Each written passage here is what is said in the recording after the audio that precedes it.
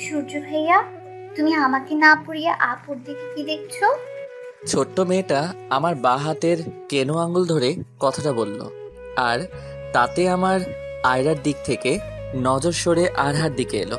এতটা সময় ধরে যার দিকে তাকিয়েছিলাম সে হলো আমার এক্স আয়রা, আর যে আমাকে ডাক দিল সে হলো আমার এক্সেরই ছোট্ট বোন আরহা। এখন মাত্র ক্লাস 3-তে পড়ে। আপনারা ভাবছেন এক্সের বোনকে কেমনে পড়াচ্ছি, তাই তো? বা এক্স কিছু বলে না নাকি? আরে ভাই, সেই ন্যাংটা থুকু গত 3 বছর ধরে আয়রারা আমাদের পাশের বাসার দোতলা ভাড়া নিয়েছে, আর আমাদের বাসা এখানেই। তা জন্মের পর থেকে আমি জানি। না না, এটা তো কোনো মতেই বিশ্বাসযোগ্য না। সরি, জ্ঞান হওয়ার পর থেকে জানি। আমি এসএসসি পরীক্ষায় জিপিএ প্রাপ্ত হলে আমার এক্সের মাই সে আমাকে তার ছোট মেয়েকে পড়ানোর জন্য আহ্বান করেন, আর তখন আমি না করতে পারিনি। তার কারণ হলো আয়রাকে আমার খুব ভালো লাগে, কিন্তু তখনও আয়রা তা জানতো না। তাই এইরকম ভালো একটা সুযোগ আমি কিছুতেই হাতছাড়া করতে চাইনি। আমিও সম্মতি দিয়ে দেই আয়রার আম্মুকে। পরে কলেজে ভর্তি হয়ে আয়রার ছোট বোন আরহাকে সন্ধ্যার দিকে পড়াই, আর এই ফাঁকে আয়রাকেও ইমপ্রেস করে ফেলি। তবে রিলেশনটা বেশি দিন টিকাতে পারিনি। ও সূর্য ভাইয়া, আমি এই শব্দটার উচ্চারণ পারছি না। কই হারালে তুমি? কোনটার দেখি তো? এটা। এটা হলো হৃদয় প্রফুল্ল ছিল তাদের। তারপর আরহা পড়তে লাগলো। আয়রা অবশ্য পাশের টেবিলটার চেয়ারে বসে তার পড়া দেখছিল, আর আমি তখন কি মনে করে তার দিকেই তাকিয়েছিলাম, আর গালাগালিও করছিলাম। গালাগালি কেন করছিলাম জানেন? শালি আমার দিকে অনেক খাটাইছে। যাদের জিএফ পাশের বাসায় থাকে শুধুমাত্র তারাই বুঝবে আমার দুঃখটা। পানি থেকে তেল সবকিছু বাজার থেকে আমাকে আনতে হতো। ব্রেকআপ করে এক প্রকার মানসিক চাপ থেকে বাঁচছি। কারো মুখে কোনো কথাই নেই। আহা, কি শান্তি! যারা পাশের বাসা বা একই পাড়াতে রিলেশনে আছেন, আমি তাদেরকে একটাই উপদেশ দিব যে আজই ব্রেকআপ করে ফেলুন। দেখবেন আপনার থেকে দুনিয়াতে আর কেউ শান্তিময় মানুষ হতে পারে না। আরহাকে পড়ানো শেষ করে আমি আমাদের বাসায় চলে এলাম। রুমে এসে ফোনটা অন করলাম। অন করার পরই দেখতে পাই বৃষ্টির 12টা মিসড কল স্ক্রিনে। তাই আমি বৃষ্টিকে কল ব্যাক করলাম না, বরং মোবাইলটা বিছানার উপর ফেলে দিয়ে শার্টটা খুলে বাথরুমে গেলাম। 2 নম্বর করতে লাগলাম। চলুন এই ফাঁকে বৃষ্টির পরিচয়টা সেরে ফেলি। বৃষ্টি, হ্যাঁ ভাই, বৃষ্টির কথাই বলছি। এটা আবার আপনারা আকাশের মেঘ ভাইবেন না প্লিজ। পাঠক ভাইয়া, মিয়া খলিফার কথা কন্যাই, এতে আমি সন্তুষ্ট। আবারও বৃষ্টি আমার বর্তমান জিএফ। মেয়েরা ভাবছে এত জিএফ পালেন কেমনে, তাই তো? আরে আপু, ছেলেদের জিএফ না থাকলে মনে হয় পৃথিবীতে তার থেকে বাইচা থাইকা কোন বালসিরি। এর থেকে ঘুমের ওষুধ খাইয়া ঘুমানোই ভালো। সরি পাঠক ভাইরা। বৃষ্টির কল ব্যাক না করার 2টো কারণ। ফার্স্ট, কল ব্যাক করলে ফোনের ভিতরেই কথার মাধ্যমে মেরে ফেলবে। সেকেন্ড, প্রথম যে কথাটা বললাম সেটা বুঝতে হবে সে কেমন মেয়েরে বাপ। এদিকে আমার 2 নাম্বার করাও শেষ হলো। তাই হাত মুখ ধুয়ে রুমে এসে অন্য একটা শর্ট পরে নিয়ে চুলগুলো ভালো করে ঠিক করে নিলাম। তারপর রুম থেকে বাইরে চলে আসতে লাগলাম, কিন্তু কি যেন আমার চোখ দেখলো। তাই ব্যাকে গিয়ে দেখতে পেলাম আমার বড় বোন সাবিহা অন্য অচেনা একটা ছেলের সাথে একই বিছানায় বসে বসে কথা বলছে। তাই আমি রুমে ঢুকলাম। আমাকে দেখে দুজনেই দাঁড়িয়ে গেল এবং সাবিহা আপু বলল, বাবু, তুই এখানে কি করিস? তার আগে বলো আপু, ছেলেটিকে? আমি বলছি। বলুন। আমি সহ আমার ফ্যামিলি আসছে আপনার বোনকে দেখার জন্য, আর আমাদের একা কথা বলার জন্য আলাদা করে রুমে পাঠিয়েছে তারা সকলেই। আর আমি হচ্ছে শ্যাম। ও, তার মানে দোলা ভাই। ঠিক আছে, কথা বলুন। বাই দ্য ওয়ে, আপনার নাম কি? আমি সূর্য হুসাইন। তাহলে বাবুটা কার নাম? এটা আমিই ডাকি ভালোবেসে। আপু আমি চললাম বলে রুম থেকে তাড়াতাড়ি চলে এলাম বড় একটা রুমে। রুমে এসে দেখি আব্বু আম্মু আর দাদা মিলে ছেলের ফ্যামিলির মা বাবা ও একজন মেয়ে কথা বলা বলি করছে। তাই আমি সেখান থেকেও পাশ কাটিয়ে চলে যেতে লাগলে আব্বু বলে উঠল, সূর্য, এদিকে আয় তো। কি বলো? এই মেয়েটি বোধহয় এখানে থেকে বোর হচ্ছে, তুই বাবা ওকে ঘুরে ঘুরে সব দেখা। আব্বুর কথা কখনো মানা করার সাহস হয়নি, তাই মেয়েটিকে নিয়ে পুরো বাড়িটি ঘুরে দেখালাম। বাড়িটা ঘুরে ঘুরে দেখানো হলে মেয়েটি বলল, শুধু কি নিজের বাড়ি দেখাবেন নাকি অন্য কিছু দেখাবেন? আচ্ছা চলুন বাইরে যাওয়া যাক। তারপর দুজন বাহিরে আসলাম। মেয়েটিকে সবকিছু ঘুরিয়ে ঘুরিয়ে দেখিয়ে আবার নিয়েও এলাম আমাদের বাড়িতে। তারপর তারা চলে গেল। আমিও নিজের রুমে গিয়ে শুয়ে পড়লাম। সকাল হলে আপু ডেকে চলে গেল, তাই আমিও ঘুম থেকে উঠে রেডি হয়ে নাস্তা করে কলেজের দিকে এগিয়ে চললাম। কলেজে আসার পর আমি রুমে আসতে লাগলাম, কিন্তু হঠাৎ করেই ইন্টার ফার্স্ট ইয়ারের ক্লাসরুম থেকে আহ শব্দ আসলো। কিন্তু আমি জানি ইন্টার ফার্স্টের ছাত্রছাত্রীদের আজকে ছুটির দিন, তাই আমি এগিয়ে গেলাম সেদিকে। কিন্তু জানালাটা দিয়ে কিছুই দেখতে পেলাম না, আর শব্দ আসছিল না। তাই দরজার দিকে চোখ দিলাম, আর দেখতে পেলাম দরজাটা খোলা অবস্থাতেই চাপানো আছে। তাই আমি এগিয়ে গেলাম দরজার দিকে। দরজাটা ধাক্কা মেরে আমি ভিতরে ঢুকে দেখতে পেলাম আমার জিএফ বৃষ্টি আর আমাদের কলেজ পিয়নের ল্যাংটা শরীর, আর তারা যৌন মিলনে লিপ্ত ছিল। আমি সেখানে দুজনকে দেখে হয়ে গেলাম। আমাকে দেখে পিয়ন লোকটি তার লুঙ্গি পরে নেয় এবং রুম থেকে বেরিয়ে পড়ে, আর বৃষ্টি হালকা করে শাড়ি পরা অবস্থাতে আমার কাছে চলে আসে। আমি কিছু বুঝে উঠতে পারার আগে বৃষ্টি আমাকে তার সর্বশক্তি দিয়ে আমাকে ভিতরের দিকে ধাক্কা দিয়ে দরজা বন্ধ করে বাঁচাও বাঁচাও চিৎকার করতে লাগলো। আমিও বুঝতে পারলাম আমি নিশ্চিত গল্পের মতো ধর্ষক করবে এই বৃষ্টি মেয়েটি, তাই আমি বৃষ্টির মুখ চেপে ধরে দিলাম ফ্লোরে। আর আমি ক্লাসরুমের দরজাটা খুলে ফেললাম, আর দেখতে পেলাম আমাদের সহ আরও ডিপার্টমেন্টের সকল ছাত্রছাত্রী রুমের বাইরে অপেক্ষা করছে, আর তার সাথে পিয়ন বুড়া লোকটাও আছে। আমার কোনো কথা না শুনে সবাই আমাকে মারতে লাগলো। মারতে মারতে বেহুশ করলো আমায়। হুশ ফিরলে দেখতে পাই আমি হসপিটালের বেডে শুয়ে আছি, আর আমার পাশে বৃষ্টি। বৃষ্টিকে দেখে আমার মাথার ব্যথাটা কট করে জেগে উঠল। তখন বলল, তোমার পরিবার আসছে তোমাকে দেখতে। আমি কোনো কথা বললাম না, তাই বৃষ্টি রুম থেকে বেরিয়ে সবাইকে ডাকতে চলে গেল। আর আমাকে এই ফাঁকে অন্য আরেকটা দরজাটা দিয়ে আমারই বন্ধু আসিফ এসে আমাকে কাঁধে করে তুলে বেরিয়ে পড়ল সেই দরজাটা দিয়ে। বৃষ্টি সবাইকে ডেকে এনে দেখলো রুম আর পেট দুটোই খালি। সবাই পাগলের মতো খুঁজতে লাগলো রুমে, কিন্তু পেল না কাউকে। আরে আমি সেখানে থাকলে তো পাবে নাকি? আর আমাকে তো আসিফ কাঁধে করে নিয়ে বেরিয়ে পড়েছে সেখান থেকে। অনেকটা দূরে আমাকে কাঁধে করে আনার পর আসিফ আমাকে নামালো একটি গাছের নিচে এবং ও পাশে বসলো আর বলল, তুই তোর গার্লফ্রেন্ডের ধর্ষণ করলি কেন সূর্য? মেয়েটির কাছে চাইলেই তো সব দিয়ে দিত। সত্যি বলছি আসিফ, আমি বৃষ্টির সাথে কিছু করিনি। তারপর পুরো ঘটনা খুলে বললাম আসিফকে। আসিফও এরকমই আন্দাজ করেছিল, তাই তো আমার পরিবারকে অপমানের হাত থেকে এবং কি আমাকেও মামলা টামলার হাত থেকে বাঁচিয়ে নিয়েছে। যখন দেখতেই পারবেন আমি হসপিটালে আছি, তখন তারা কাকে দোষারোপ করবে? আর আমার ফ্যামিলিরও কোনো মান সম্মান হানি হবে না। শোন সূর্য, তোর এখানে থাকাটা একদমই সেফটি নয়, তাই বলছি তুই এখান থেকে অন্য শহরে চলে যা। আর আমি চাই না তোর বোনের বিয়েতেও কোনো ধরনের সমস্যা দেখা দিক তোর জন্য। তুই ঠিক বলেছিস। তখন একটা বাস চলে এলো।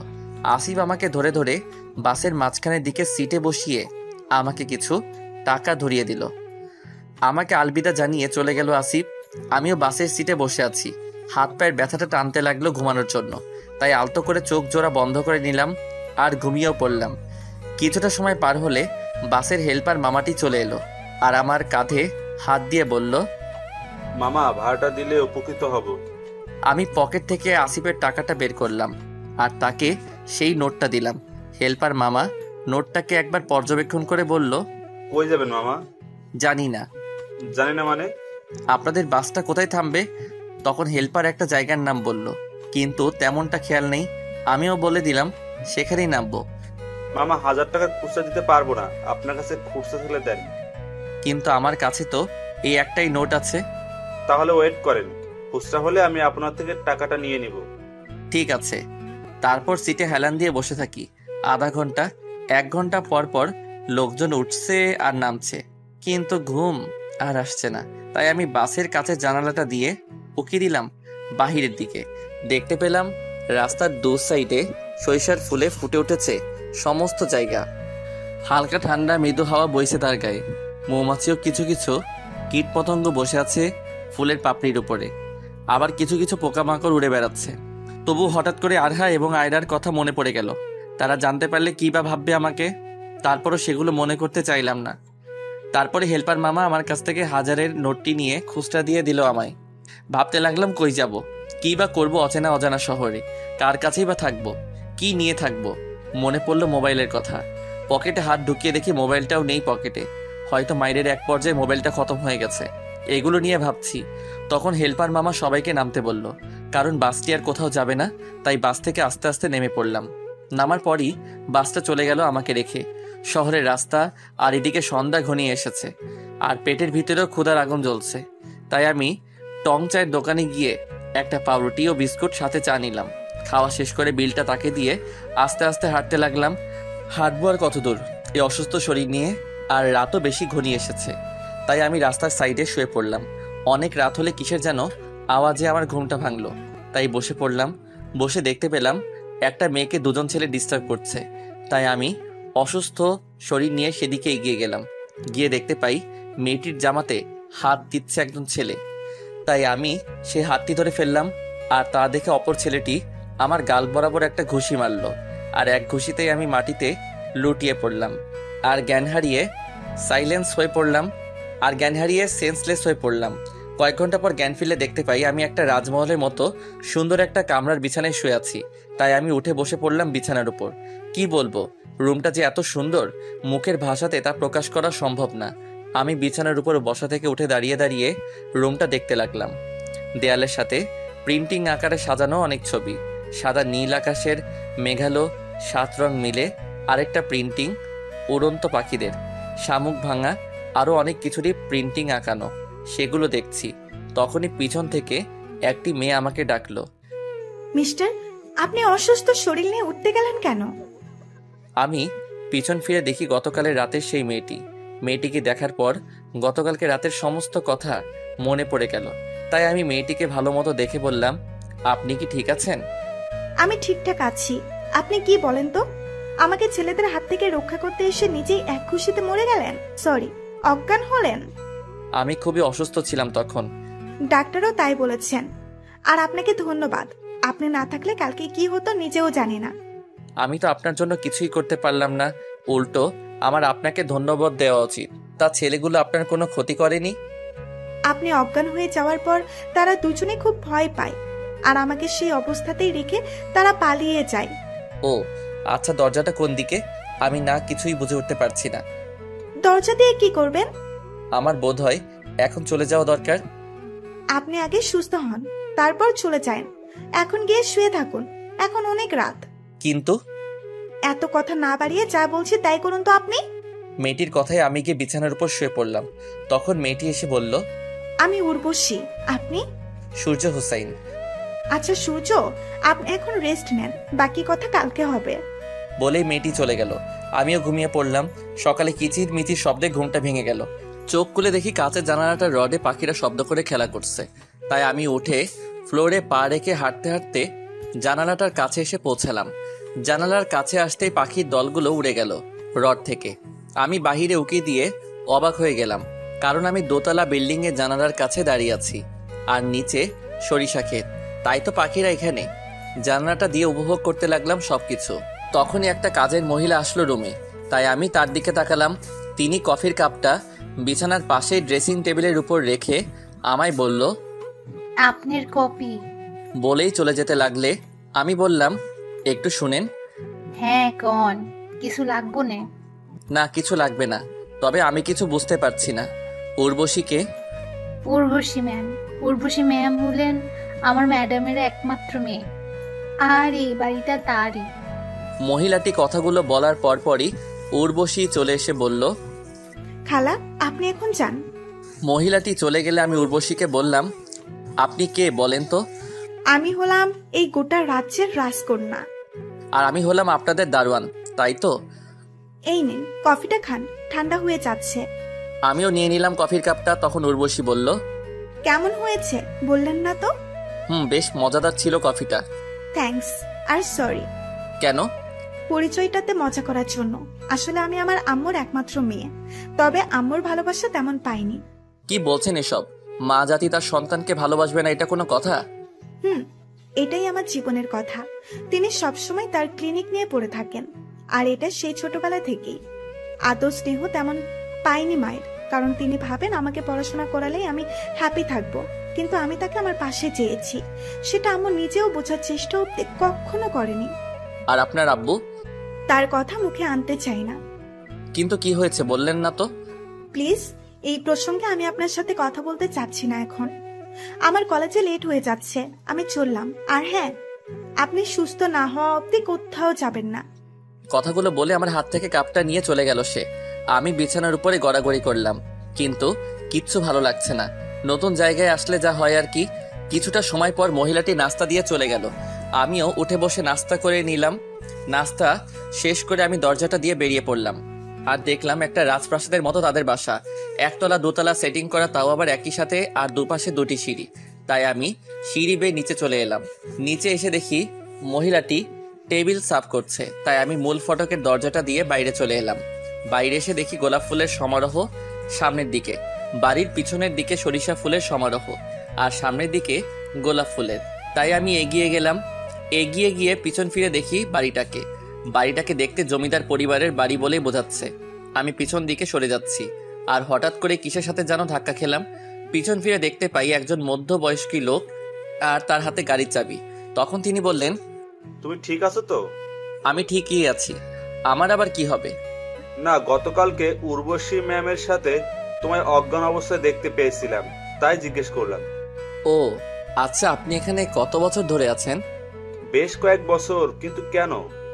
উর্বশীর আব্বুর ব্যাপারে কিছু জানেন আপনি? না, মাত্র 3 বছর ধরে আমি এখানে। তারপর লোকটির সাথে এটা ওটা কথা বললাম। তারপরও আবারও চলে এলাম সেই রুমে এসে বিছানায় শুয়ে পড়লাম। ঘুমাচ্ছি। অনেকক্ষণ পর বিকালের দিকে উর্বশী মেয়েটি আমায় ডাকলো, তাই আমি উঠে বসলাম। দেখতে পেলাম তার হাতে কিছু শপিংয়ের ব্যাগ। উর্বশী বলল, ঘুমাবেন, ভালো কথা। দুপুরের খাবারটা খাননি? আমিও দেখতে পেলাম খাবার রাখা আছে সেখানে, কিন্তু খালা তো আমায় একবারও ডাকিনি, তাই কিছু বললাম না আমি। সে যাই হোক, এখন আপনি আপনার শার্ট প্যান্ট পাল্টিয়ে আসুন বাথরুম থেকে। বলেই শপিংয়ের ব্যাগগুলো আমার হাতে তুলে দিল সে। কিন্তু আবারও কিন্তু জান বলছি। তাই আমি বসে না থেকে উঠে বাথরুমে চলে গেলাম। শপিংয়ের ব্যাগটাতে দেখতে লাগলাম কি কি আছে। প্রথমে বের হলো শার্ট, নীল সাদা মেলানো। আরেকটা শপিং ব্যাগে দেখতে পেলাম টি শার্ট ও প্যান্ট। অন্যটায় দেখি হাতের ঘড়ি, আর অপরটায় যা দেখতে পেলাম সেটি হলো আন্ডার প্যান্ট। মেয়েরা কেমনে ছেলেদের সেটাও আনতে পারে, আদৌ অজানা।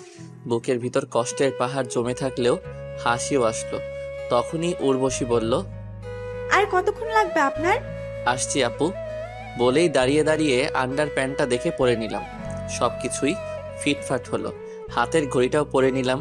আর এখন শুধু একটা জিনিসেরই কমতি রয়ে গেল, আর সেটি হলো মোবাইল। থাক আর বলবো না, তাই আমি বাথরুম থেকে বেরিয়ে আসলাম।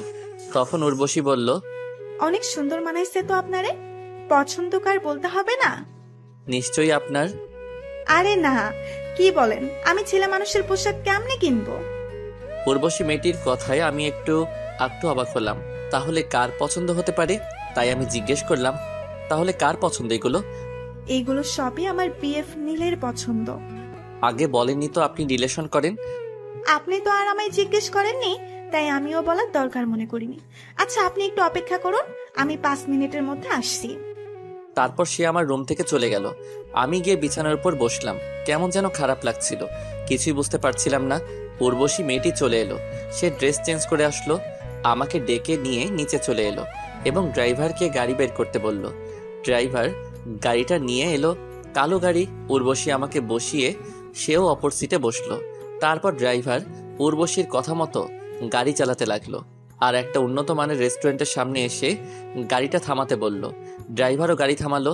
সে আমাকে নামতে বলে তিনি নিজেও নেমে পড়ল, আর আমিও নেমে পড়লাম। তারপর সে রেস্টুরেন্টের ভিতরে চলে গেল, সাথে আমিও। দুজনে বসে আছি। উর্বশী অর্ডারের রিসেন্ট দেখে অর্ডার দিল। কিছুটা সময় পার হলে ওয়েটার এসে খাবার দিয়ে গেল। আমরা খাবার খাচ্ছি, তখনই একজন ছেলে এসে বলল, আমাকে রেখেই খাওয়া দাওয়া করছো তাই না? তুমিও বসো। ছেলেটি বসে গেল, আর উর্বশী বলল, তোমায় যার কথা বলেছিলাম সে। ও হাই, আমি নীল। কাটা চামচ দিয়ে খাচ্ছিলাম, তাই হাতে কোনো এঁটো নেই। আমিও হাত বাড়িয়ে দিয়ে, আর আমি হচ্ছি সূর্য হোসাইন। আপনাকে বোধহয় আমি চিনি। কিন্তু আমি তো আপনাকে চিনি না। আপনি কি ফেসবুকে লেখালেখি করেন ভাই? মানে রাইটার? নীল যখন কথাটা বলছিল তখন আমি খাচ্ছিলাম, তাই আমার গলায় কাশি আসলো, আর আমি মুখটা হাত দিয়ে চেপে ধরলাম। না ধরলে মুখের খাবারগুলো নীলের সুন্দর টি শার্টের উপর গিয়ে পড়তো। কি বলছেন ভাই? আমি রাইটার ফাইটার কিছু নই, জাস্ট সিম্পল একটা মানুষ।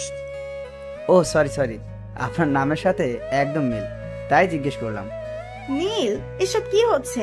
তুমি কি বলতে আসছিলে আমায় সেটা বলো।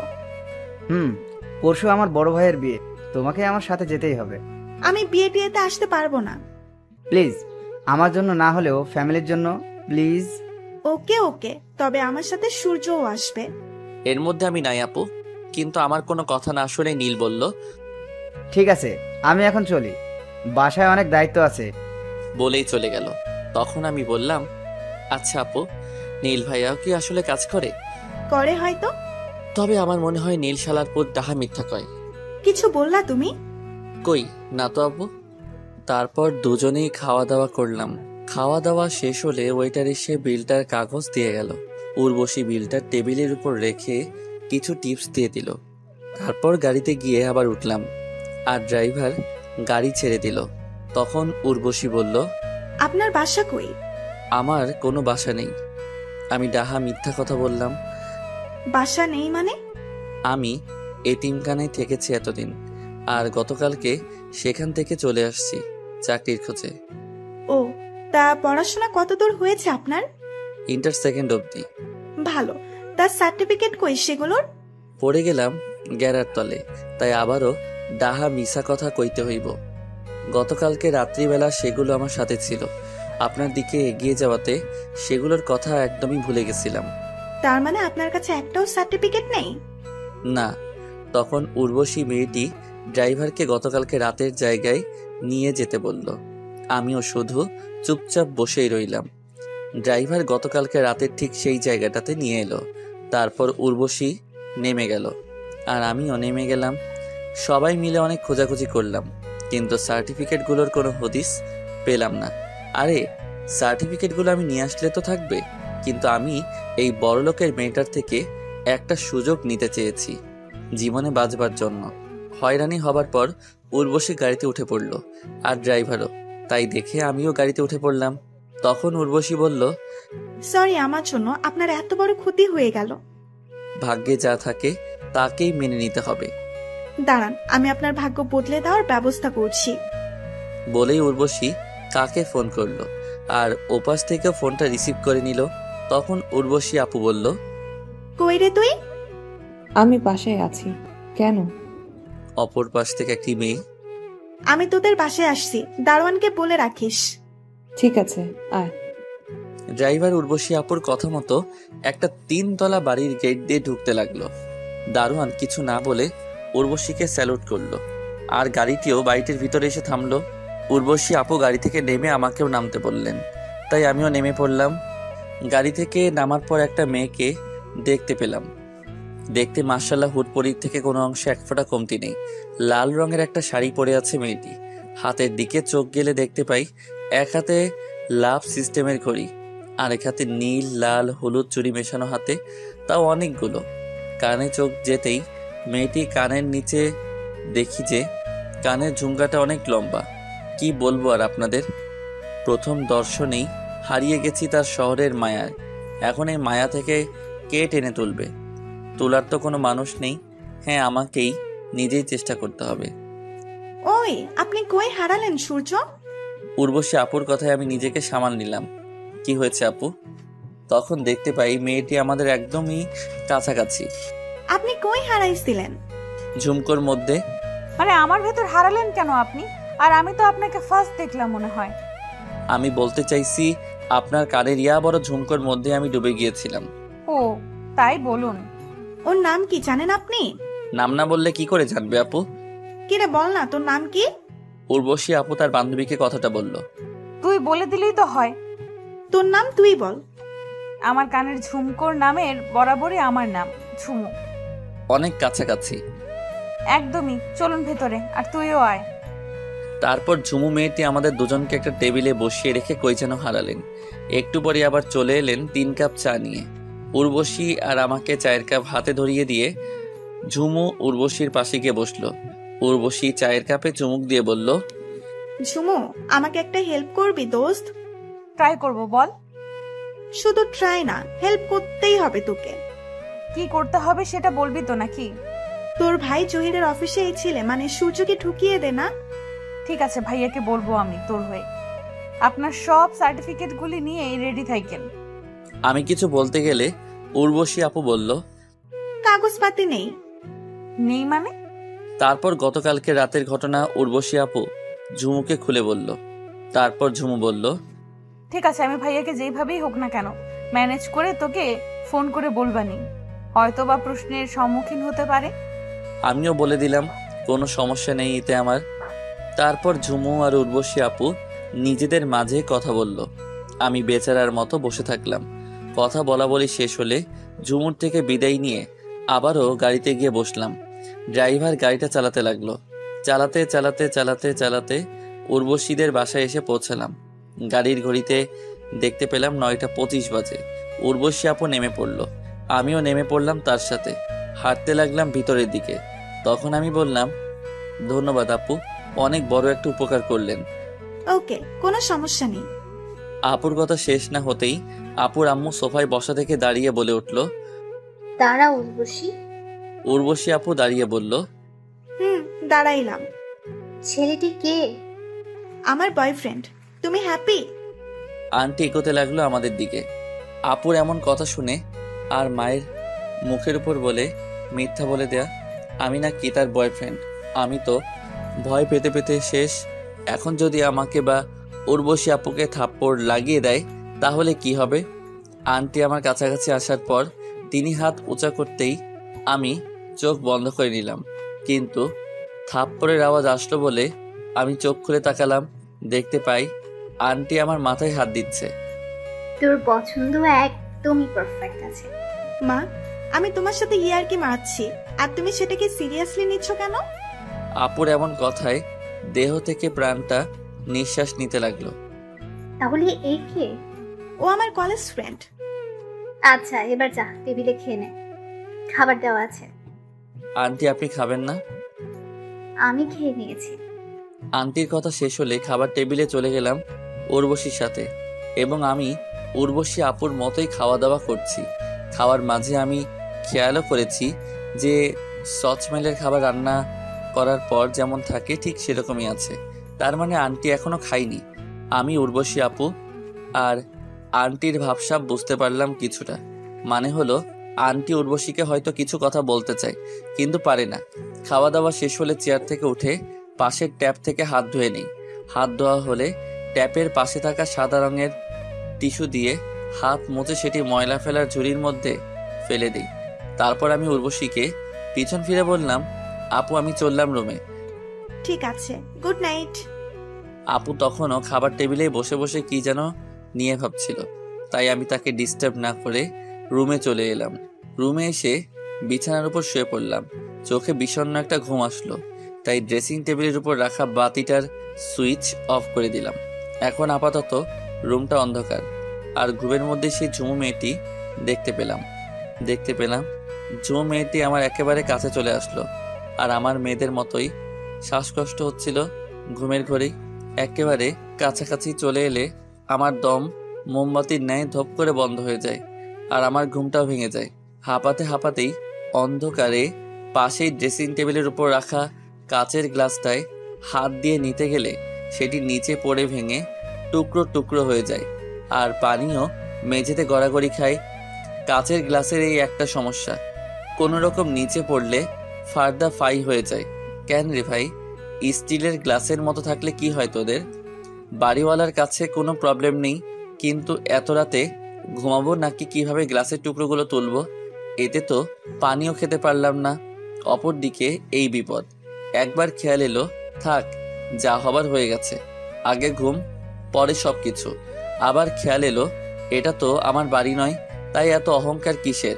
আর সবচেয়ে বড় কথা হচ্ছে কাজের মহিলা বা অন্য কেউ আমার রুমে আসলে পাটা তো কেটে রক্ত পড়বে। এই ভাবনা চলে এলে আমি ড্রেসিং টেবিলটার লাইটটা অন করে বিছানাটা ছেড়ে নেমে গ্লাস ভাঙার পাশ কাটিয়ে বাথরুমে চলে আসি এবং আপুর সেই শপিংয়ের ব্যাগগুলো নিয়ে আসি। সেখান থেকে ফ্রোমের মতো বের করলাম, সেটা দিয়ে পরিষ্কার করতে লাগলাম মেঝে।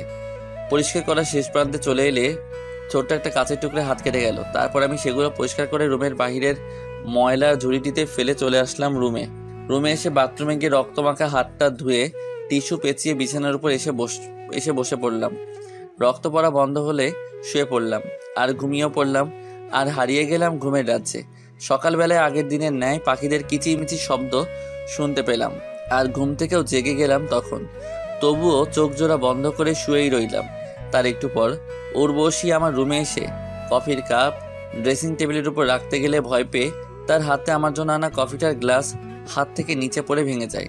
কারণ ড্রেসিং টেবিলের নিচে মেঝেতে রক্ত লেগে আছে। তাই দেখেই সে ভয় পেয়ে গেল আর সে ভাবতেও লাগলো রক্ত কোত্থেকে আসলো এখানে।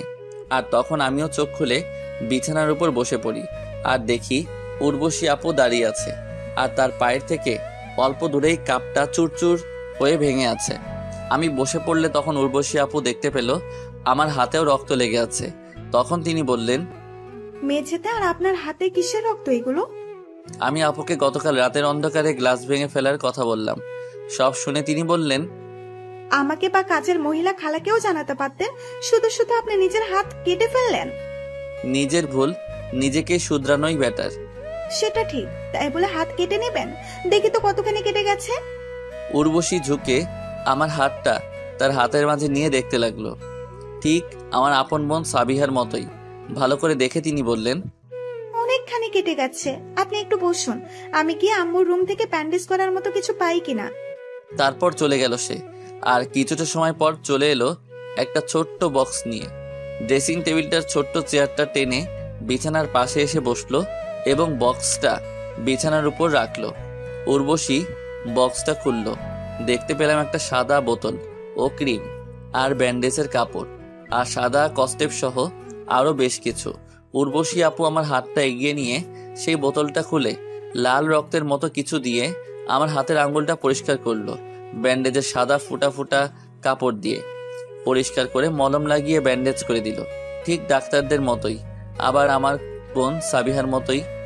আপুর কথা তখন খুব করে মনে পড়ছিল। শুধু আপুর কথা বললে ভুল হবে, কম বেশি সবার কথাই মনে পড়ছিল। কিন্তু একজন কালনাগিনীর জন্য আমার ফুলের মতো জীবন ডাস্টবিনের ন্যায় হয়ে গেছে। আমার কি বা দোষ ছিল? আমি উর্বশী আপুর ব্যান্ডেজ করার দিকে তাকিয়ে তাকিয়ে কথাগুলো আনমনে ভাবছিলাম। তখন তিনি বললেন, শেষ? কই হারালেন আপনি এবার? না, কোথাও না।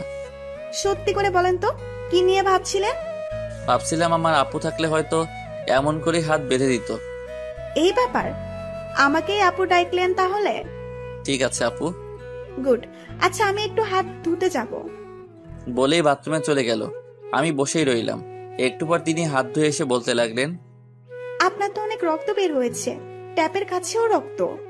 আমি কিছু বললাম না, শুধু চুপ করে রইলাম।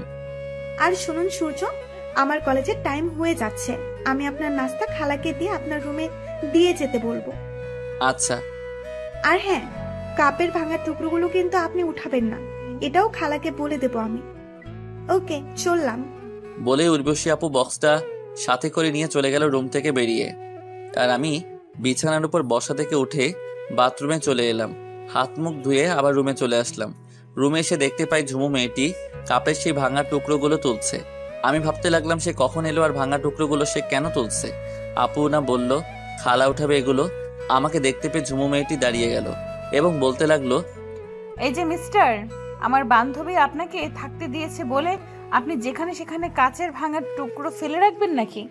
আমাকে কথা বলার সুযোগ না দিয়ে আরো বলতে লাগলো, অন্যের বাসা আপনি অপরিষ্কার ডাস্টবিন বানিয়ে রাখেন, আমার ভাইয়ার অফিসে আপনি কেমন করে রাখবেন আমার তা বোঝা হয়ে গেছে। পিছনে ফিরে দেখেন। আমার কথায় ঝুমু পিছনের দিকে ঘুরে দেখলো। উর্বশী দরজার সামনে দাঁড়িয়ে সবকিছু দেখছে। আপুকে আমি আগে দেখতে পেয়েছিলাম। আমি আগে কিছু বলতে গেলে আপু আমাকে ইশারায় দ্বারা চুপ থাকতে বললেন। তাই তো আমি ঝুমুর কথাই শুনে যাচ্ছিলাম, তবে কিছুই বলিনি। তুই কখন এলি উর্বশী? এসেছি তোর এই রুমে ঢুকতে দেখেই। তাহলে হয়েছে কি?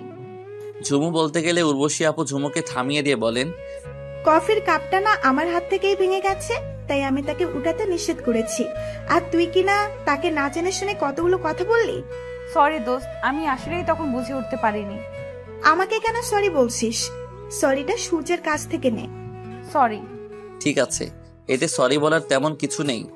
সরিটা তাহলে মওকুফ করছেন? উর্বশী আপু, আমার না রুমে কেমন জানি লাগছে। আমি কি আপনার সাথে বাইরে যেতে পারি? আমার তো কলেজ আছে, কলেজ শেষে আবার নীলের সাথেও দেখা করতে হবে। ওকে ওকে, কোনো সমস্যা নেই, আমি নিয়ে যাচ্ছি। ঝুমু আমার দিকে তাকিয়ে কথাগুলো বলল। আমিও মুচকি হাসি দিলাম। তাহলে তো হলোই, নাস্তা রেস্টুরেন্ট থেকেই তোমরা করে নিও, এটাই ভালো হবে। ঠিক আছে। তারপর ঝুমু মেয়েটি গিয়ে হাতে জমানো কাচের টুকরোগুলো ময়লার ঝুড়িটায় ফেলে দিয়ে আমাকে বলল, চলুন আমার সাথে তাহলে। আমি ঝুমু মেয়েটির কথা মতো তার পিছু পিছু চলতে লাগলাম। সিঁড়ি বেয়ে নিচে চলে এলাম। নিচে এসে দেখি ঝুমুর একটা কালো রঙের গাড়ি। গাড়ির কাছে এসে বলল, আপনি কি গাড়ি ড্রাইভ করতে পারেন? না তো, কোনোদিন ড্রাইভ করিনি। তাহলে আর কি করার, ড্রাইভারকেও সাথে নিয়ে নিতে হবে। বলেই গাড়িতে উঠে পড়লো এবং আমাকে উঠতে বলল। তাই আমিও উঠলাম। ড্রাইভার ড্রাইভ করতে লাগলো। তখন ঝুমু ড্রাইভারকে বলল, আঙ্কেল, সামনে কফি শপে সাইড কইরেন তো। আচ্ছা মামনি। ঝুমুকে একটা কথা বলতে খুব ইচ্ছে করছিল, কিন্তু বলবো কি বলবো না সেটাই ভাবছি। কথাটা শুনে যদি বিরক্ত বোধ করে তখন তো কি হবে। এর মধ্যেও গাড়িটা কফি শপের বাইরে এসে গাড়ি সাইড করলো। আমরা দুজন নেমে কফি শপের ভিতরে ঢুকলাম এবং একটা টেবিলে বসে পড়লাম। আমি খেয়াল করলাম লোক সংখ্যা তেমন নেই ভিতরে। উন্নত মানের হলে এমনিতেই লোক সংখ্যা কম থাকে। একজন ওয়েটার এসে কফির অর্ডার নিয়ে গেল। ওয়েটার চলে গেলে আমি ঝুমুকে বললাম, আপনার চুলগুলো থেকে খুলে রাখলে আপনাকে অনেক বেশি সুন্দর লাগে। কিন্তু ঝুমু উত্তর দিল, জানি। এর মধ্যে ওয়েটারটা কফি নিয়ে এলো। আমি কফিটাতে চুমুক দিলাম, কিন্তু ঝুমু মেয়েটি কফিটার গ্লাস হাত দিয়ে ধরে আছে। আমি সেদিকে তাকিয়েছি বলে ঝুমু বলল, 1 সেকেন্ড। আর একটু পরেই ঝুমু তার চুলগুলো ছেড়ে দিয়ে ওয়াশরুম থেকে বেরিয়ে এলো। আমি তার দেখা মাত্রই চেয়ার থেকে দাঁড়িয়ে গেলাম, কারণ ঝুমুকে যতই দেখছি ততই ভালো লাগছে আমার। রীতিমতো ঝুমু আমার কাছাকাছি চলে এলো এবং বলল, কি ব্যাপার, দাঁড়িয়ে গেলেন যে? আমি ঝুমুর কথায় বসে পড়লাম। সেও বসে পড়ল আমার সামনের চেয়ারে এবং কফিটা খেতে লাগলো। ঝুমুর কফি খাওয়া দেখে তো আমি অবাক, কারণ সে চামচ দিয়ে তুলে তুলে কফি খাচ্ছে। আমি সেদিকে অপলক তাকিয়ে আছি। তখন ঝুমু খেয়াল করলো যে আমি তার দিকে তাকিয়ে আছি। সে বলল, এই যে মিস্টার, তাকিয়েছেন কেন? আপনার হাবভাব কিন্তু ভালো লাগছে না আমার। একটা কথা জিজ্ঞেস করি? আমি প্রেম করি কি না তাই জিজ্ঞেস করবেন, তাই না? সুন্দরী মেয়েদেরই একটা বদভ্যাস, কিছু জিজ্ঞেস করতে চাইলেই তারা বাল পাকনামি করে নিজে রিলেশন করে কিনা বুঝে। কি জিজ্ঞেস করব সেটা নিজেও জানে না, তবুও। না। তাহলে করুন জিজ্ঞেস। আপনি চামচ দিয়ে তুলে তুলে কফি খাচ্ছেন কেন? ও, এই ব্যাপার। আসলে আমার ছোট থাকতে কফি খেতে গিয়ে জিহ্বা পুড়ে যায়, তাই আমি চামচ দিয়েই কফি খাই সবসময়। ও, শুনুন। বলুন। তখন ঝুমু তার কাঁধের ছোট ব্যাগটা তার কোলে রেখে ব্যাগটার চেইন খুলে একটা কার্ড আমার হাতে ধরিয়ে দিয়ে বলল, আমার বড় ভাইয়া আপনাকে তার অফিসে দেখা করতে বলেছেন, এই নিন ভিজিটিং কার্ড। আমি ভিজিটিং কার্ডটা হাতে নিয়ে বললাম, ধন্যবাদ আপনাকে অসংখ্য। ওকে, ঠিক আছে। আমরা কি বন্ধু হতে পারি? আমার এমন কথায় ঝুমু মেয়েটি আমার দিকে কেমন দৃষ্টি করে তাকিয়ে আছে তা আমি বুঝতে পারলাম না। কি হলো বলুন? বন্ধুর সম্পর্কটা কখনো বলে কয়ে হয় না, বরং আপনা আপনি থেকেই হয়ে যায়। তার মানে হতে পারি না? বললাম তো, এইভাবে বলে হয় না বন্ধুত্ব সম্পর্ক। তারপর আমি আর কথা বাড়ালাম না। কফিটা শেষ করে বসে রইলাম এই আশায়। ঝুমুর কফি খাওয়াটা দেখছিলাম। তারও খাওয়া শেষ হলো। কফির বিলটা টেবিলের উপর রেখে দিয়ে উঠে পড়লো ঝুমু, তাই আমিও উঠে পড়লাম। তারপর দুজনে গাড়িতে গিয়ে বসলাম। ড্রাইভার আঙ্কেল গাড়িটা ছেড়ে দিল। আমি গাড়ির ভেতরে গিয়েও কোনো কথা বলছি না, শুধুই চুপচাপ বসে আছি। তাই ঝুমু মেয়েটি বলল, আচ্ছা, বন্ধু হতে পারেন। আমি ঝুমুর দিকে তাকিয়ে এবার একটু হাসি দিলাম। ড্রাইভার আঙ্কেল গাড়িটা চালিয়ে চালিয়ে একটা কলেজের সামনে নিয়ে এলো। তখন ঝুমু তাকে থামাতে বলল গাড়িটা। ড্রাইভারও থামিয়ে দিল। তারপর সে নেমে গেল। আমিও নেমে গেলাম। নেমেই ঝুমুর দিকে প্রশ্ন ছুড়ে দিলাম, এখানে কেন আসলাম আমরা? কারণ এটা আমার কলেজ। আমি ভালো করে লক্ষ্য করলাম কলেজটাকে। কলেজটা সাধারণত অনেক জায়গা নিয়ে অবস্থিত। 4 তলা কলেজ। আর এখন কলেজের মাঠের কাছাকাছি রাস্তায় আমরা দাঁড়িয়ে আছি। আর কলেজের সাথে একটা মসজিদ, অনেক সুন্দর একটা মসজিদ, দেখলেই চোখ জুড়িয়ে যায়। তখন আমি ঝুমুর সামনাসামনি হয়ে বললাম, অসম্ভব ধন্যবাদ আপনাকে আমাকে এমন একটা জায়গায় নিয়ে আসার জন্য। ওয়ে, এখন আমরা বন্ধু। তো আমাদের মাঝে এখন আর আপনি সাপনি চলবে না। তাহলে আমি আপনাকে তুমি করে বলি? ঠিক আছে, তা আপনার জায়গাটা খুব পছন্দ হয়েছে বুঝি? খুব। তবে তুমি আমায় আপনি বলে ডাকতে না বলে নিজেই আপনি করে বলছেন। হ্যাঁ, আমি তুমি বলতে পারবো না, তাই আপনি করেই বলবো। আচ্ছা, আর কি করারই বা। তারপর আবারও দুজনে গাড়িতে চেপে বসলাম। ড্রাইভার আঙ্কেল একটা রেস্টুরেন্টে নিয়ে এলেন। তারপর রেস্টুরেন্ট থেকে নাস্তা সেরে ঝুমুর গাড়িতে করে উর্বশী আপুর বাসায় চলে আসি এবং আমি আমার থাকার রুমে চলে এলাম। রুমে এসে হাতের ঘড়িটা ড্রেসিং টেবিলের উপর রাখলাম। তারপর চোখ গেল বিছানার উপর। দেখতে পেলাম সেখানে একটা শপিং ব্যাগ, তাই বিছানার উপর থেকে সেটি হাতে নিলাম এবং সেটি শপিং ব্যাগ থেকে বের করলাম। শপিং ব্যাগ থেকে বের করার পর দেখতে পাই একটা 7 ফুটের মতো গিফট। গিফটের প্যাকেটটা খুলে দিলাম আর তাতে দেখতে পাই একটা মোবাইল। আশ্চর্য হলাম এক অদ্ভুত কাণ্ড দেখে। জীবনেও এমন কোনো কিছু দেখিনি। আর সেটি হলো মোবাইলটা আছে, সেটি দেখতে পাচ্ছি পরিষ্কার, কোনো খাপটাপ নেই। আপনারাও আশ্চর্য হলেন বোধহয়, তাই তো নাকি? এমন অদ্ভুত কথা আমি বললে তো আশ্চর্য হওয়া ছাড়া কোনো উপায় নেই। মোবাইলটা রাখার বক্সটা কোনো কাগজ বা কার্টুনের, আবার লোহারও নয়। বক্সটা হলো কাচের।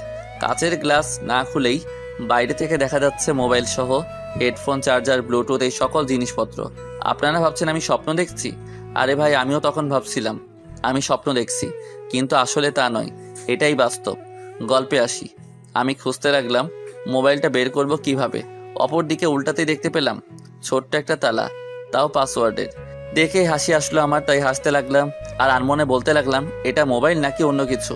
অনেক অনেক দামি মোবাইল হলে যা হয় আর কি।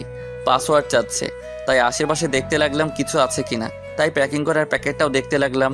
তখন দেখতে পেলাম একটা ছোট্ট কাগজে লেখা আছে, তোমরা যেটা খুঁজছো সেটি দরজার পেছনে আছে। লেখাটি দেখে আমি রুমের দরজার পিছনের দিকটাই দেখতে লাগলাম। দরজাটায় আসলেই লেখা আছে। সেখানে আবারও আগের ন্যায় লেখা আছে, এখানে নয়, মেইন দরজায়। কেমন বোকা তুমি, হ্যাঁ? লেখাটা দেখে নিজের কাছেই নিজে বোকা মনে করতে লাগলাম। তারপর মেইন দরজায় এসে দেখি বোকা হলেই পাসওয়ার্ড। লেখাটি দেখে মাথার চুল চুলকাতে চুলকাতে রুমে চলে আসলাম এবং এটি পাসওয়ার্ড। যেখানে চাচ্ছে সেখানে টাইপ করে দিয়ে দিলাম। আর সাথে সাথেই কাচের গ্লাসটা ফাঁকা হয়ে গেল। আর তখনই উর্বশী আপুর কথা মনে হলো, তাই আমি উর্বশী আপুর নিকট নিয়ে যেতে লাগলাম কাচের কাপটা নিয়ে। আমি আপুর বাইরে এসে কড়া নাড়লাম। দরকারে বাইরে এসে কড়া নাড়লাম। তখন উর্বশী আপুর রুমটা খুলে আমাকে একবার চোখ দিয়ে পরিদর্শন করে ভিতরে চলে গেল। তিনি ভিতরে গিয়ে বিছানার উপর বসলো এবং আমাকে বলল, ভেতরে আসেন। আমিও ভিতরে চলে এলাম। এটা মনে হয় আপনার জন্য। তখন আপু একটা অট্ট হাসি দিয়ে বলতে লাগলো, আসলে তুমি একজন বোকা, সে যাই হোক, এটা তোমার জন্যই আমার তরফ থেকে জবের জন্য উপহার। তুমি কেমন করে জানলে আমার জব হয়েছে? ঝুমু আমাকে সব বলে দিয়েছে। কি ঝুমুকে পছন্দ করো, তাই তো নাকি? না আপু। এদিকে এসো। কি আপু? বললাম আমার কাছাকাছি আসো। আমি তার কাছাকাছি চলে গেলাম। তখন তিনি বলল, আমার পাশে বসো। কিন্তু আমি যা বলছি তাই করো। আমি তার কাছাকাছি বসে পড়লাম বিছানার উপর। তখন তিনি, তুমি আমার ছোট ভাই, এবার বলো ঝুমুকে কি তুমি পছন্দ করো? আমি সত্যিটা বলবো, তবে কি? একটা কথা দিতে হবে আমায়। আমি যা বলবো তা ঝুমু বা কাউকে বলা যাবে না। এই কথাটা দিতে পারবেন তো নাকি? ঠিক আছে, কথা দিলাম, এবার বলো। আপু, প্রথম দেখাতে আমি তাকে ভালোবেসে ফেলেছি। আমি চাই ঝুমু যেদিন আমার ভালোবাসা বুঝবে সেদিন আমিও তাকে আমার ভালোবাসার কথাটা তাকে বলবো, বা তারও আগে। অনেক পছন্দ করি আপনার বান্ধবী। বলে ফেলো, দেখবো, মেনে নিব। কদিন যাক, আমি হয়তো বা বলে দিতে পারি। আর আপু, আপনি কিন্তু কথা দিচ্ছেন, কথা রাখেন। ওকে, আর জবের জন্য all the best. Thank you আপু। তারপর বিছানার উপর থেকে উঠে নিজের রুমে এসে মোবাইলটা চার্জে লাগিয়ে দিলাম। পরে রাতের খাবার খেয়ে নিজের রুমে এসে শুয়ে পড়লাম। সকালবেলাতে ঘুম ভাঙলে রেডি হয়ে মোবাইলটা পকেটে রেখে নাস্তা করে আন্টির কাছে গেলাম। আন্টি তখন দোতলার বারান্দায় বসে বসে পেপারের পাতা উল্টাচ্ছিল। আমি গিয়ে তার পাশে দাঁড়ালাম আর আন্টিও আমায় দেখতে পেয়ে বলল, কি হে যুবক, কিছু বলবা?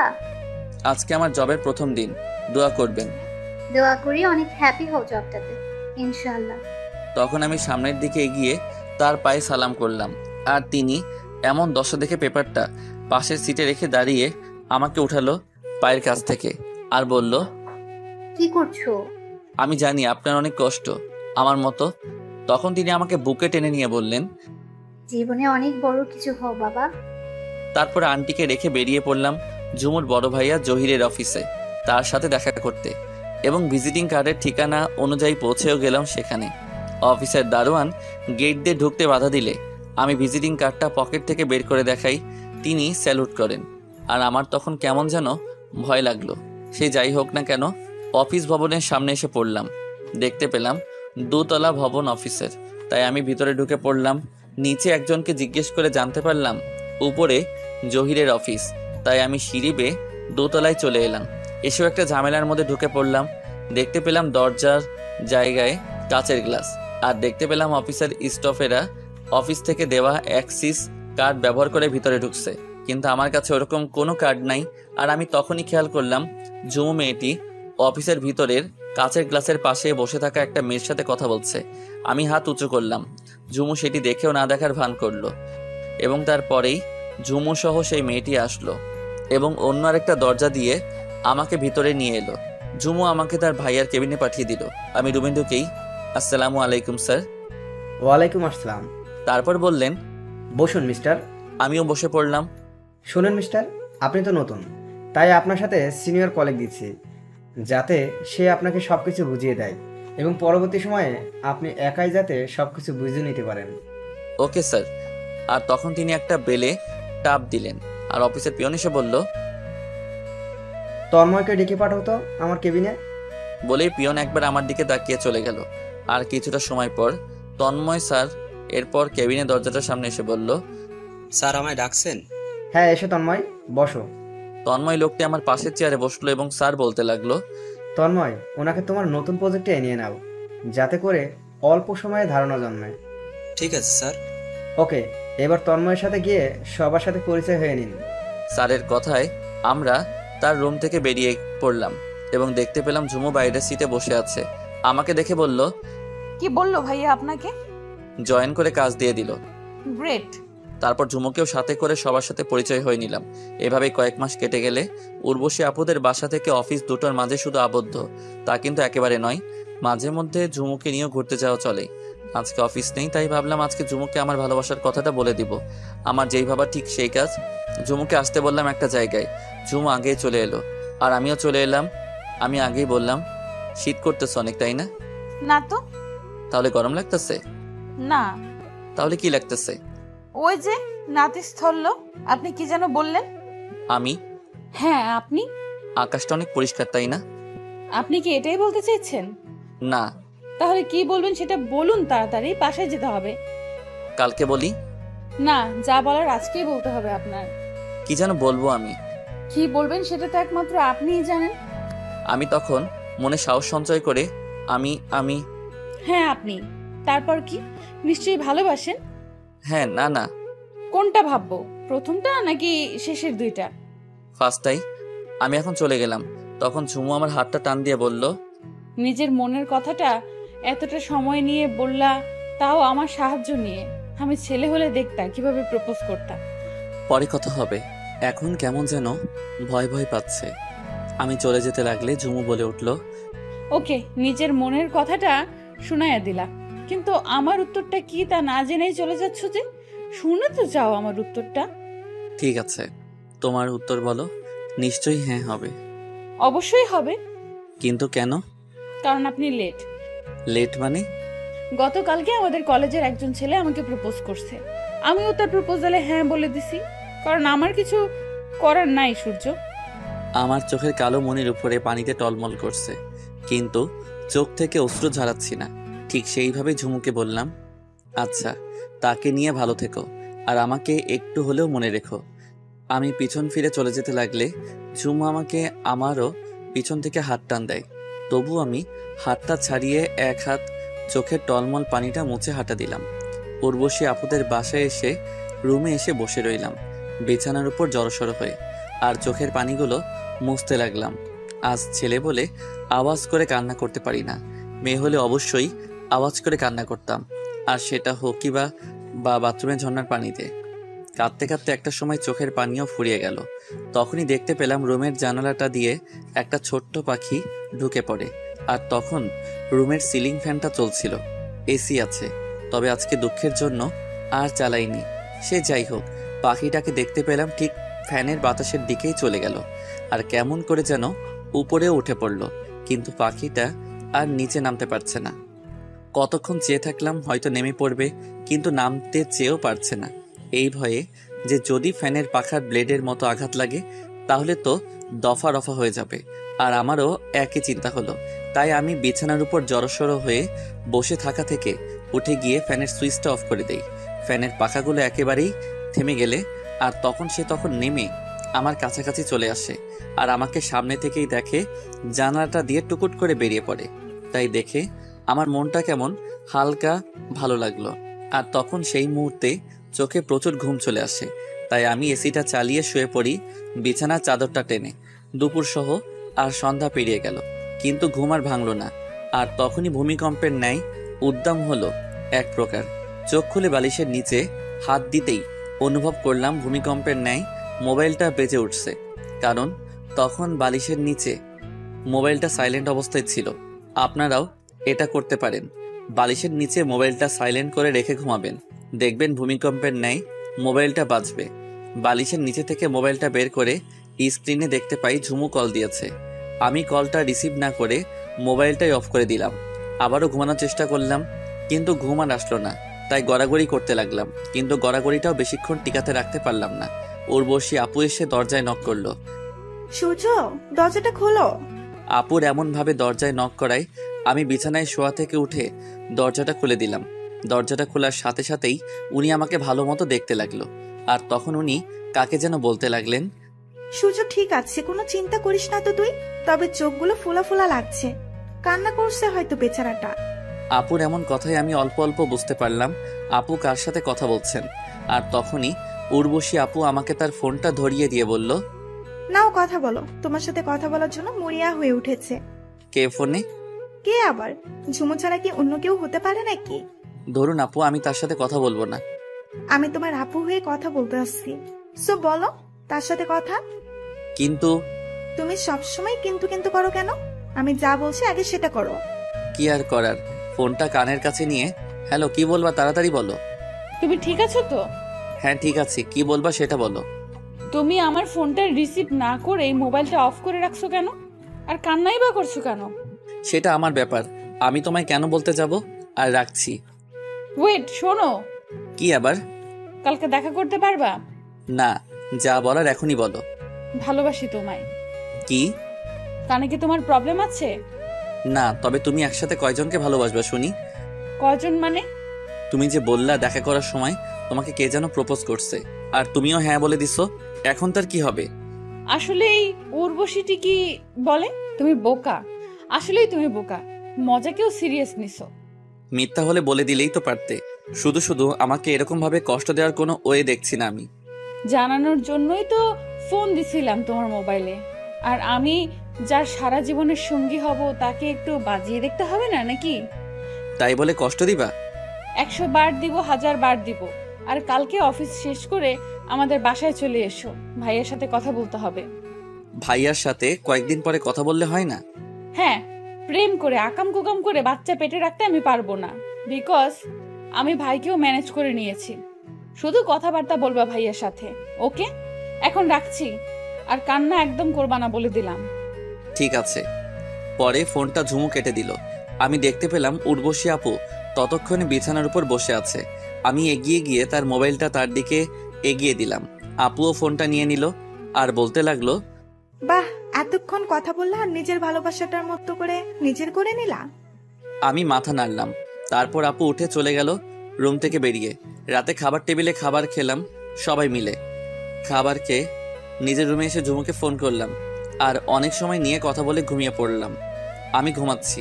আপনাদের তো একটা কথা বলিনি একেবারেই, আর রোমান্টিকের কারণে মনেও ছিল না। নীলের বড় ভাই এর বিয়ের ব্যাপারটা না আমার একেবারেই মাথায় ছিল না। আমার সাথে ঝুমুর আগে বন্ধুর মতো সম্পর্ক হলে তার কয়েকদিন পরে নীলের ভাইয়ের বিয়ে হয়েছে। নীলের ভাইয়ের বিয়েতে উর্বশী আপু আমাকে নিয়ে যায় তার সাথে, আর ঝুমুকেও তার ভাইকেও আসতে বলেছিল নীলের ফ্যামিলিরা। তাদের কার্ড দিয়ে নিমন্ত্রণ করেছিল, আর নিমন্ত্রণ করবেই বা না কেন। নীলের বড় ভাইও আমার স্যার যে ক্লাসমেট ছিল, আর আমার স্যারের নাম ডাকও অল্প ছিল শহরে। সে যাই হোক, ঝুমু হলুদের সাথে ম্যাচিং করে লাল রঙের শাড়ি পরে আসছিল, দেখতেই চোখ ঝলসে যাবে এরকম। সেদিনটা অনেক বিনজয় করেছিলাম কেন বললাম সেটা সামনে এগোলেই বুঝতে পারবেন। আমাকে উর্বশী আপু বসিয়ে রেখে চলে গেল। ঝুমু যখন ড্যান্স করেছিল সেদিন আমি অপলক তার দিকে তাকিয়েছিলাম, পাশে থাকা সোফায় বসে। ঝুমু যে একা ড্যান্স করছে তা একেবারে নয়, ঝুমুর সাথে আরো মেয়ে নাচছে আর বক্সে বাজছে এই গানটা, মুশকিল মে হ্যাঁ জিনা तूने दिल है जीना हो गए पागल देखो प्यार है ये हसीना कुसु कुसु कुसु कुसु कुसु कुसु कुसु कुसु कुसु कुसु। সংক্ষেপে বললাম কারণ গল্পের মধ্যে গান এলাও না। আপনাদেরকে বলে রাখি যে মেয়ে ড্যান্স করতে পারে তার সাথে বাসর করা সবচেয়ে আরামদায়ক। জাস্ট ফান করলাম, সিরিয়াস নিয়েন না কথাটা। আমি তো ঝুমুর ড্যান্স দেখে তো আরো ফিদা হয়ে গিয়েছিলাম। আমি তো ঝুমুর প্রতি আগেই দুর্বল, না ফিদা ছিলাম, আর এখন তো আরো ডাবল ফিদা হয়ে গেলাম। সেটা তো বড় কথা না, বড় কথা হলো আমি ঝুমুর ড্যান্সটা অনেক এনজয় করছিলাম। তখন একটা ছেলে আমার পাশে বসে গাড়ি হাত দিয়ে বলে, মামা মেয়েটা অনেক জোস, আর দেখ মেয়েটার কোমরের কাছে শাড়িটা নাচার সাথে সাথে উড়ছে। ছেলেটার এমন কথাই আর মুখে গন্ধ থাকে আমি বুঝে গেলাম ছেলেটি ড্রিঙ্কস করেছে, আর পুরাই মাতাল না হলেও অল্প হয়েছে। তাই আমি তার ড্রিঙ্কস করে নেশা করানো উড়ানোর জন্য মনে মনে বলতে লাগলাম, দাঁড়া শয়তান, আমি যাকে পছন্দ করি তার দিকে কুনজরে তাকাস, তোর ব্যবস্থা এক্ষুনি করছি। বলে আমি ঝুমুর ড্যান্স করার কাছে গেলাম আর থামিয়ে দিলাম ঝুমুর ড্যান্স। ঝুমু হাত ও চোখের আইব্রু নাচিয়ে জিজ্ঞেস করলো, কি হয়েছে সূর্য আপনার? আমার কিছু হয়নি, তবে তোমার হবে। মানেটা হলো তোমার নাভির উপরের কাপড়টা সরে গেছে। ছি সূর্য ছি, আমি তোমায় ভালো বন্ধু মনে করতাম, আর তুমি কিনা আমার শরীরের দিকে নজর দিছো। তুমি যেটা ভাবছো সেটা না, ওই দেখো ওই ছেলেটা তোমাকে নিয়ে আমার কাছে বাজে কথা বলছে এই নিয়ে, তাই আমি এসে তোমাকে বললাম। আমি সরি আর ধন্যবাদ তোমায়। বলেই সেই ছেলেটির কাছে গিয়ে বলল, আমার কোমরটা অনেক জোস তাই না? তখন ঝুমু ছেলেটির কান বরাবর একটা থাপ্পড় লাগিয়ে দিয়ে বলল, আর থাপ্পড়টাও কি জোস? ছেলেটি কিছু শুনতে পেল না, কারণ তার কান এখন ঝিরঝির করছে টিভির মতন। আর এই বিষয়টাতে চোখ পড়লো আমার স্যার আর ঝুমুর বড় ভাই জহিরের। তার কিছুটা সময় পর অনেক বড় পাঙ্গা হয়ে গেল নীলের সাথে জহিরের, কারণ ওই ছেলেটা নীলেরই বন্ধু ছিল। সে আগেকার কথা বাদ দেওয়াই বেপার। বর্তমানে চলে আসি কেমন, সকালে ঘুম ভাঙলো পাখিদের কিচিরমিচির শব্দে, যেন স্বপ্নের শহর। সকালে পাখিদের কিচিরমিচির শব্দ, আবার জানালাটার নিচে হলুদের সরিষে ফুলের ক্ষেত, আহা কতই না ভালো লাগার মতো একটি বাড়ি। তারপর আমার আব্বু আম্মু ও আপুকে বড্ড বেশি মিস করি সবসময়। বিছানাটা ছেড়ে দিয়ে বাথরুমে গিয়ে একটা শাওয়ার নিয়ে বের হলাম, কারণ অফিস থেকে আবার ঝুমুদের বাসায়ও যেতে হবে। তাই শাওয়ারটা শেষ করে অফিসের জন্য রেডি হয়ে নিলাম। রেডি হয়ে নাস্তার টেবিলে আমি আর উর্বশী আপু দুজনে নাস্তা করে নিলাম। নাস্তা করে আমি চললাম অফিসে, আর আপু চলে গেল কলেজে। অফিসে গিয়ে দৈনন্দিনের মতো কাজ করে আসরের দিকে ঝুমুরের বাসায় চলে গেলাম। ঝুমুর ভাই অফিস থেকে দুপুরে চলে এসেছিল। আমি ঝুমুদের বাসার ভিতরে চলে এলাম। দারোয়ানকে জহির আগেই বলে রেখেছিল আমি আসবো, তাই কোনো ব্যথা দেননি তিনি। আমি বাসাটার ভিতরে গেলাম, দেখতে পেলাম জহির স্যার বসে বসে মোবাইলে কথা বলছে। আমাকে দেখতে পেয়ে হাতের ইশারায় বসতে বললেন সোফায়, আর আমিও বসে পড়লাম। তখন স্যার মোবাইলে বলল, তোমায় আমি পরে ফোন করব, এখন একটা জরুরি মিটিং আছে। আমি কিছুটা আন্দাজ করতে পারলাম হয়তো ওপাশের লোকটি তার গার্লফ্রেন্ড। এমনই মনে হলো। স্যার ফোনটা কেটে দিয়ে ভালো করে নড়ে চড়ে বসলেন এবং আমায় বলতে লাগলেন, টি না কফি? টি হলেই হবে স্যার। স্যার বলার প্রয়োজন নেই বাসায়। তখন জহির স্যার বললেন, আব্দুল, ওই আব্দুল। একটা আমার মতো সমবয়সী ছেলে এসে বলল, কি স্যার? বলে ছেলেটি চলে গেল। আচ্ছা স্যার। ঝুমুর ভাই আমাকে টুকটাক জিজ্ঞেস করছেন কই থাকি এসব আর কি। এর মধ্যে ঝুমু এসে পড়লো আমাদের সামনে, এসে আমার পাশে এসে বসে পড়লো। আমি ঝুমুর দিকে তাকিয়ে জহির দিকে তাকালাম, কিন্তু এতে কোনো রিয়াক্ট করেনি সে। আব্দুল ছেলেটি এসে আমাদের সামনে রাখলো টি, কফি, আরো কিছু বিস্কুট ইত্যাদি। তখন ঝুমু কফির কাপটা নিয়ে চুমুক দিল। আমি তো হা হয়ে তাকিয়ে আছি ঝুমুর দিকে।